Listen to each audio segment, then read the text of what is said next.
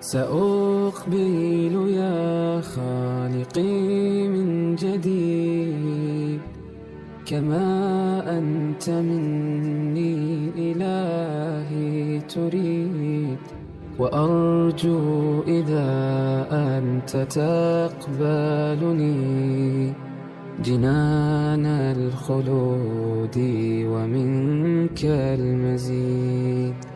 عصيتك ربي فأمهلتني،